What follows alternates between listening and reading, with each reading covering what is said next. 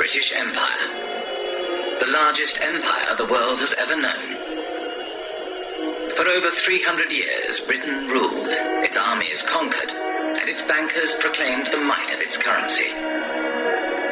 But one day it all began to fall apart. One by one, countries declared their independence from Britain, and no amount of force could reverse the tide. As British elites saw their wealth, privileges, and empire disintegrate, they began to search for a new role in a changing world, and they found one in finance. This is a film about how Britain transformed from a colonial power to a modern financial power, and how this transformation has shaped the world we live in.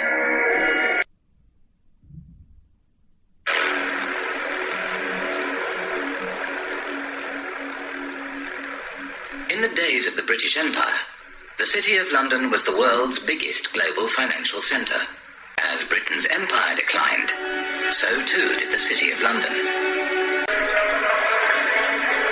With the decline of empire, British commercial interests across the globe were under threat. In 1956, Egypt nationalised the Suez Canal.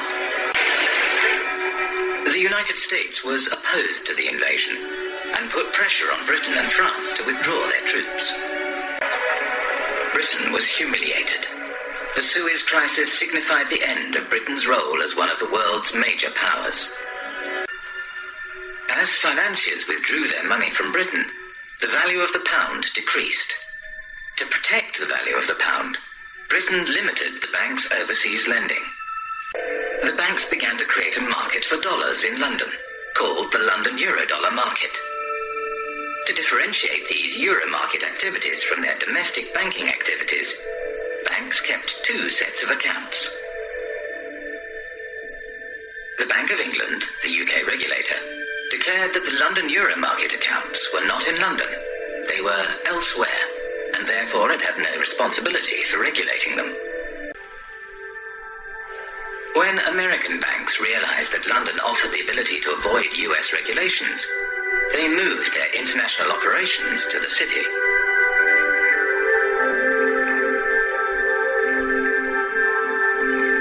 Around the same time as American banks were moving their international operations to London, another new kind of financial space began to emerge, far away from London, in Britain's overseas jurisdictions, the last remnants of empire. Accountants and lawyers from London arrived in the Cayman Islands and other British dependencies, and began to draft a set of financial secrecy laws and regulations. Because these jurisdictions' main selling point was secrecy, they were called secrecy jurisdictions. The Bank of England was observing the developments from London, and noted in a report marked secret, dated 11th of April 1969, "We need to be quite sure that the possible proliferation of trust companies, banks, etc., which in most cases would be no more than brass plates manipulating assets outside the islands, does not get out of hand. There is, of course, no objection to their providing bolt holes for non-residents, but we need to be sure that in so doing, opportunities are not created for the transfer of UK capital to the non-sterling area outside UK rules." With access to large amounts of offshore money, the euro market grew rapidly. By 1980, it had reached $500 billion. By 1988, $4.8 trillion. And by 1997, nearly 90% of all international loans were made through this market. The British Empire had sunk, leaving hardly a trace behind. But the City of London adapted and survived.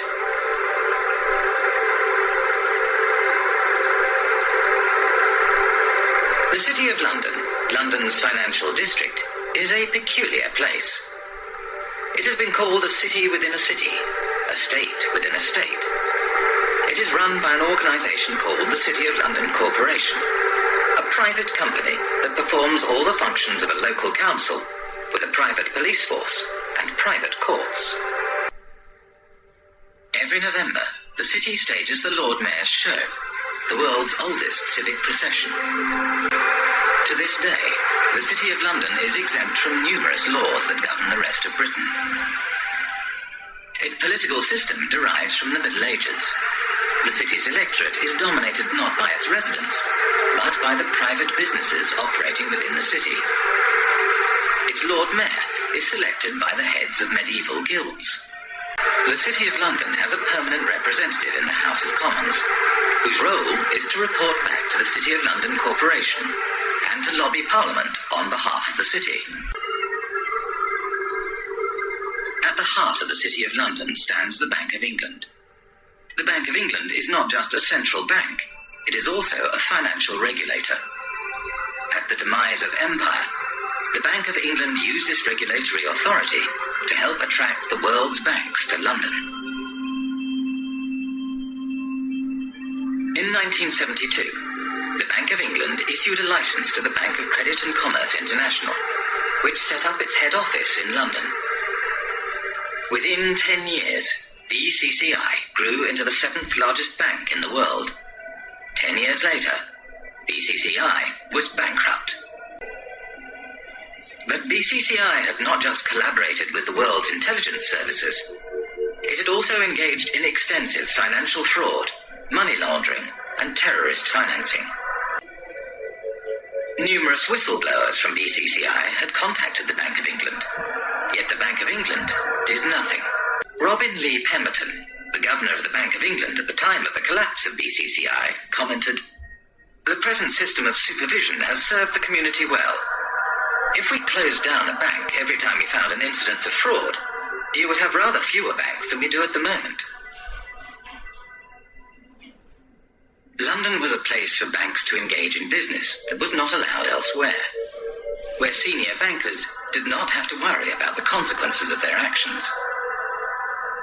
This is one of the reasons why today there are more banks in London than in any other financial centre. Light touch regulation was one way of attracting business to London. Another was secrecy. From the 1960s onwards, City of London institutions began to establish offshore branches in former outposts of the British Empire.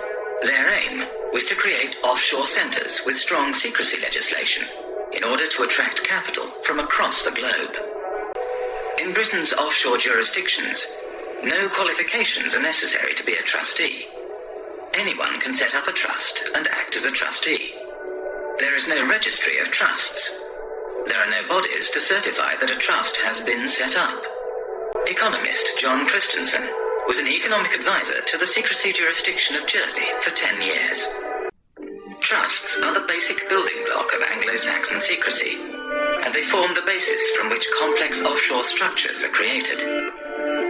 Every secrecy jurisdiction offers a specific set of services, from trusts to shell companies to secret bank accounts and nominee directors.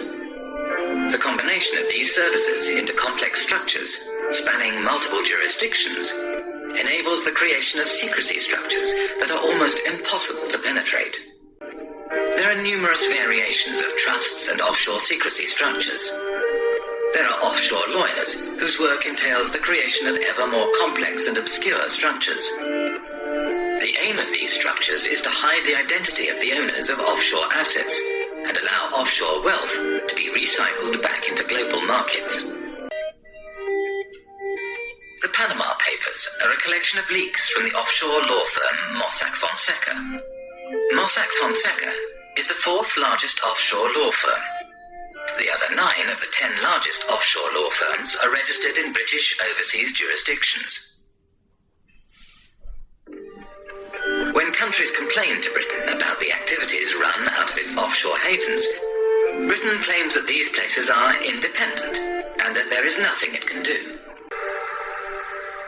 During his time as economic advisor to Jersey, John Christensen frequently travelled to London for talks with various British government departments. The British government prefers not to interfere overtly. Instead, it communicates its desires through informal discussions. There is no paper trail or official statement. Discussions take place behind closed doors. By keeping its power hidden, Britain is able to claim that these jurisdictions are politically autonomous. When the Bahamas declared independence from Britain in 1967, the offshore bankers relocated to the Cayman Islands and continued their business from there. It was the British connection that reassured bankers and their clients that their money was safe. In reality, much of the wealth administered in Britain's offshore havens is controlled from London. Deals are often discussed and concluded in London, but then registered offshore for tax, transparency, and regulatory purposes. Today, the UK is the world's largest provider of international financial services. The two large centres are the United States, with around 19% of the global market, and the United Kingdom and its offshore jurisdictions, which have around 25% of the global market. At the time of the British Empire, the City of London was the world's largest global financial centre. Not only Britain's colonies, but also independent countries did their banking in London and used the empire's currency for trade and financing. As the empire declined, so too did the City of London. The establishment of the London Euro Market enabled City of London banks to continue to exploit their empire-era networks and expertise, and the creation of secrecy jurisdictions gave banks access to large amounts of cheap money. International banks from across the globe set up branches in London and Britain's offshore jurisdictions in order to take advantage of this new system.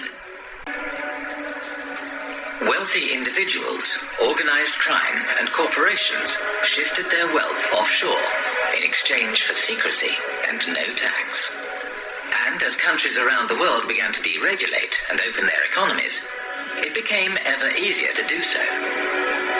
Today, as much as half of all global offshore wealth may be hidden in Britain's secrecy jurisdictions. One of the losers is Africa, whose flight capital flows mostly into the modern British spider's web. The debt of sub-Saharan African nations stood at $177 billion in 2008. Yet the wealth these countries' elites had moved offshore between 1970 and 2008 is estimated at $944 billion, over 5 times their foreign debt. As capital moved offshore, African nations borrowed money from international banks at high interest. Over time, these debts became so great that they may never be repaid. Secrecy jurisdictions were starving developing nations of their wealth and their tax revenues. Western nations block attempts to provide greater transparency of international financial flows and the implementation of global standards for the collection of tax across borders, whilst elites in developing nations use offshore centres to hide their wealth offshore.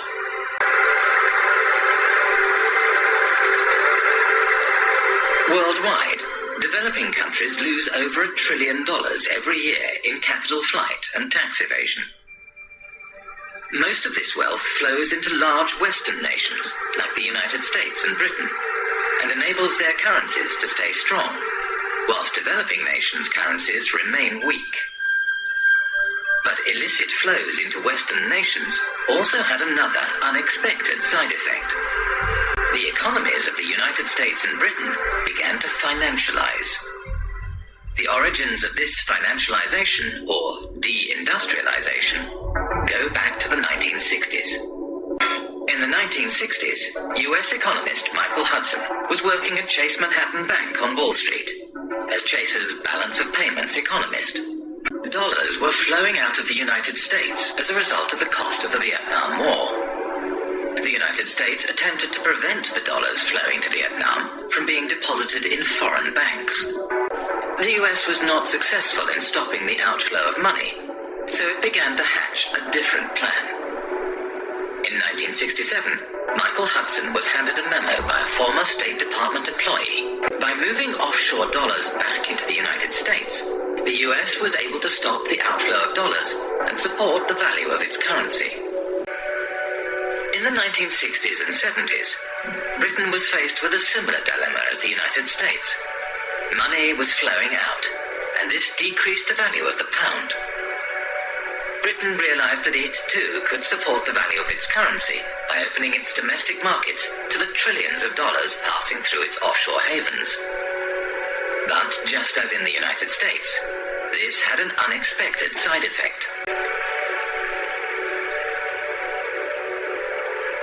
With the silent backing of the United States, Britain's offshore havens grew rapidly, and before long, the offshore system developed into the world's dominant international financial market.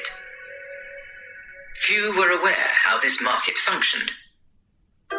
In 1986, economist John Christensen went offshore to investigate. He applied for a position at the Jersey office of one of the world's major accounting firms.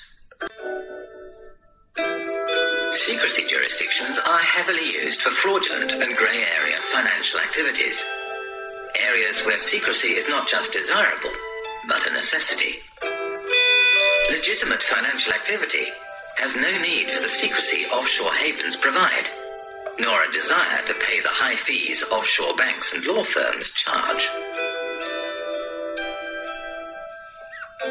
Today, close to half of the world's secrecy jurisdictions are British dependencies. In public, these jurisdictions claim they are transparent, and their financial services sectors are engaged in legitimate financial activities. In 2011, journalist Nicholas Shaxson released Treasure Islands, a groundbreaking book about the offshore system. The Cayman Islands is the 5th largest financial center in the world. It hosts 80,000 registered companies, over 3/4 of the world's hedge funds, and $1.9 trillion in deposits. It has a population of 60,000, roughly equivalent to New York's homeless population. A strange mixture of characters populate the offshore world. British ex-public schoolboys, members of the world's intelligence services, global criminals, assorted lords and ladies, and bankers galore. With so much at stake for so many wealthy and powerful individuals, it may come as no surprise that Britain's offshore havens have developed their own curious mechanisms to prevent information from leaking out. One person who is intimately familiar with how suppression works offshore is former Jersey Senator and Health Minister Stuart Sivray. In 2009, he leaked a report on a rogue nurse suspected of killing patients at Jersey's hospital. In reaction to this, the magistrates ruled that Stuart Sivray's defense case, that he had leaked the report in the public interest, would no longer be admissible, but continued to prosecute him all the same, without a defense case. Over the past 7 years, Stuart Sivray has been repeatedly taken to court and imprisoned 3 times. He does not know when or if the persecution will end, nor does he know when he will find himself behind bars again. They have a saying in Jersey, if you don't like it here, there's always a boat in the morning. Jersey Finance promotional literature states, Jersey represents an extension of the City of London. The same lawyers and accountants who set up and administer offshore trusts also occupy senior political positions. In Britain's offshore world, most politicians are in business. They lobby for business and promote business interests. They draft, refine, and pass legislation. Politicians sit on the boards of the companies they are supposed to regulate. In public, British politicians claim they are cracking down on secrecy jurisdictions and corruption. But in practice, they do the opposite. Many British politicians have personal and business ties with the City of London and British secrecy jurisdictions. Former British Prime Minister David Cameron's father, Ian Cameron, was an expert in offshore funds and was involved in offshore trusts from the 1980s onwards. The British establishment, an old boys' network of privileged elites, had carved out a lucrative niche for themselves in the offshore world after the demise of empire. They transformed themselves from administrators of empire into financial handlers for the global elite and multinational corporations. As more money flowed offshore, societies around the globe began to feel the impact of the offshore world.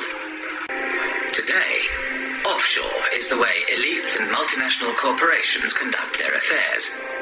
Tax evasion is the way business is done. Accountants form the backbone of the offshore system. They administer the structures that allow individuals and corporations to shift their money offshore and evade taxes.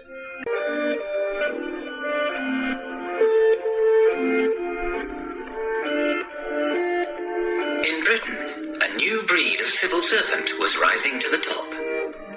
One such civil servant was Dave Hartnett, who rose to the top of HMRC, the UK tax authority. Dave Hartnett had a new way of collecting tax.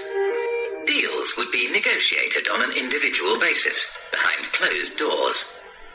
In the case of the largest clients, Dave Hartnett frequently led the negotiations himself.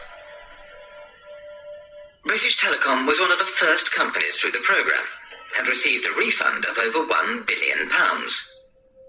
BT's chief executive, Ben Verweyen, wrote, "Earnings per share up 14%, and nice to know that we have a £1 billion credit from the taxman." Dave Hartnett claimed this approach was more efficient. After protests erupted in 2011, the Treasury Select Committee questioned Dave Hartnett. Dave Hartnett claimed he could not give any information due to taxpayer confidentiality. Dave Hartnett failed to mention that the legal advice he had received stated that the disclosure of information was at the discretion of the head of HMRC. The head of HMRC was Dave Hartnett himself. Britain's financial services industry had penetrated the state and began to shape its laws for its own benefit. With the government unwilling to act in the interests of the public, a group of protesters confronted Dave Hartnett at a private event in Oxford. After his retirement, Dave Hartnett moved to the private sector. One of his positions was at accountancy firm Deloitte, where he advises foreign governments on corporate taxation. Dave Hartnett is a companion of the Order of the Bath, an honour bestowed on him by the British monarch. In Britain, secrecy and complexity in finance and government help to obscure corruption in public office. Financial structures are often so complex that even after they are publicly revealed, they are not widely recognised for what they are. An example of this is PFI, the Private Finance Initiative. The company that owns the PFI contract to run HMRC's head office borrowed money from offshore investors at 15% interest. Because the interest was so high, the company was losing money. Therefore, it did not pay tax. In 2011, HMRC could not prove that any PFI company was paying any tax in the UK.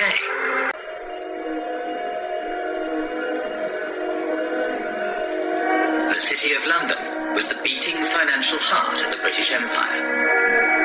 As Britain's empire declined, the city transformed itself from a hub operating the financial machinery of empire into a global financial centre.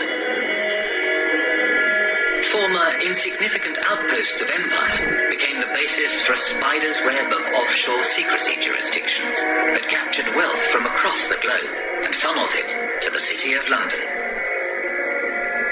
Today, 25% of international finance is conducted on British territory. Almost half of the world's secrecy jurisdictions are under British protection. Up to half of all offshore wealth may be hidden in Britain's offshore havens. Financial services is how Britain's elites make their money. And it is also where former government ministers, senior civil servants, and retired spooks from MI5 and MI6 receive lucrative consulting positions after their time in public service. Together, they have transformed Britain and its dependencies into the world's largest tax haven, harming development throughout the world and turning Britain itself into a country that serves, above all, the interests of its elites.